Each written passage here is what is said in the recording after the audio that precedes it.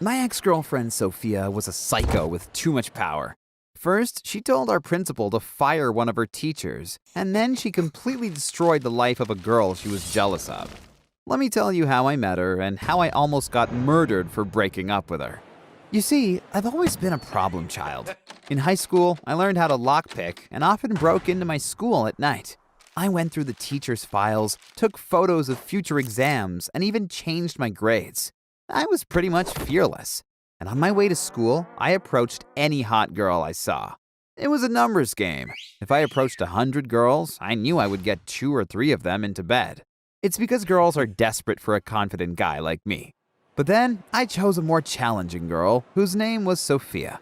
She was rich, hot, and a problem child like me. When our teacher, Mr. Kozak, told her to stop eating in class, she responded, This muffin is nasty anyway. Here, take it. And despite her arrogance, I still had a crush on her. After class, I said, You are really cute when you're angry. Oh God, is that your pickup line? No, I mean it. And anyway, I go to a party tonight. Wanna come? Okay, fine, but don't disappoint me. Ugh, okay, maybe she was more stuck up than I thought. She even started a fight at the party. Roll out of my way, you fat panda. Huh? Says the girl with the shortest dress in the city. Are you that desperate for guys' attention? Sophia spit on the girl and said, One more word and my father will end your entire bloodline. And maybe she was telling the truth. Because we live in the Ukraine, which is a super corrupt country. If you're rich like Sophia, you can get away with anything by bribing the police, even murder. Later, Sophia even told me her dad was a businessman with connections to Russia. She made it sound like he was some kind of mafia boss. And to be honest, I was kind of scared and didn't want to see her again. But back at school, she acted like I was her boyfriend and said, If another girl makes fun of me, I want you to protect me and beat her up. I realized she was a complete sociopath, so I went out of my way to stay on her good side. Do you want to ace tomorrow's math exam? I broke into the teacher's room and stole a copy of the exam. That's cute, but don't bother. The principal and I are friends. I can text him right now and tell him to give you whatever grade you want. No problem. Huh, maybe it wasn't so bad to have a rich and powerful girlfriend, even if she was a bit crazy. Sophia also let me drive her expensive cars and sometimes gave me stacks of money that I could spend on whatever I wanted. It was fun being rich, but it also changed me because I became an even bigger jerk than before. I told Mr. Kozak, This is what I think of your homework.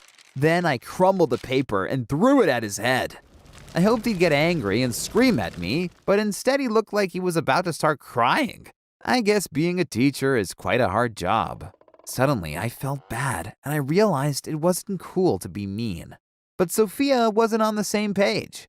She told me, My teacher, Miss Popova, called me a useless brat today, in front of my whole class. So I called the principal and told him to fire her. What? Miss Popova has 4 kids and no husband to support her. Do you want her to become homeless? Oh, who cares? She deserves it. The following week, Miss Popova didn't come to school anymore. I felt so awful that I even apologized to Mr. Kozak for throwing a paper at him. Afterward, I broke up with Sophia, saying, It's not going to work out between us. I don't belong into your rich world, and I never will. She stared at me for a while and said, Fine then, go away.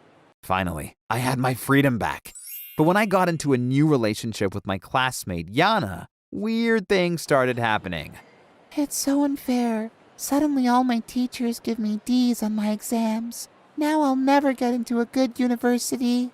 I had a suspicion and asked my ex-girlfriend Sophia if she had ordered the principal to give Yana bad grades. No, I would never do that. You know I'm a good girl. Okay. What can I do to make you stop hurting Yana? Tell me why you like her more than me. You think she's prettier? No, but she's a kind person, and you scare me. You dictate orders to our principal, and he executes them like a thug. Suddenly, she burst into tears, saying, Just give me one more chance. I'll prove to you that I'm a good person. I didn't have a choice, so I agreed to get back with her. But first, I had to break up with Yana, and she didn't take it well. I knew it. You only said you loved me to get me into bed. I hope you die. I felt bad for breaking her heart, but that's life. Afterward, I met up with Sophia, who tried to be a good person, but couldn't pull it off. You can't even tie my shoes. How freaking stupid are you? And on our way to school, she said, I don't like those people sleeping on the streets. They always smell bad. "Oh, Sophia, just because you were born into wealth doesn't mean you are better than them." But Sophia didn't get it. Empathy just wasn't in her vocabulary. And then I met her father. During dinner, he kept staring at me like he wanted to kill me. Afterward, he even took me aside, saying, "If you hurt my daughter or upset her in any way, then the police will find your corpse in a dumpster." I politely responded, "Yes, sir." But now I knew for sure I had to get away from her. So I pretended I was depressed. Let's make out. Come on. I don't feel like it. Let me sleep. I did that for 2 weeks until she finally had enough and dumped me. It's over now, but I won't get a new girlfriend until I graduate high school. I'm just too worried that Sophia would ruin it again.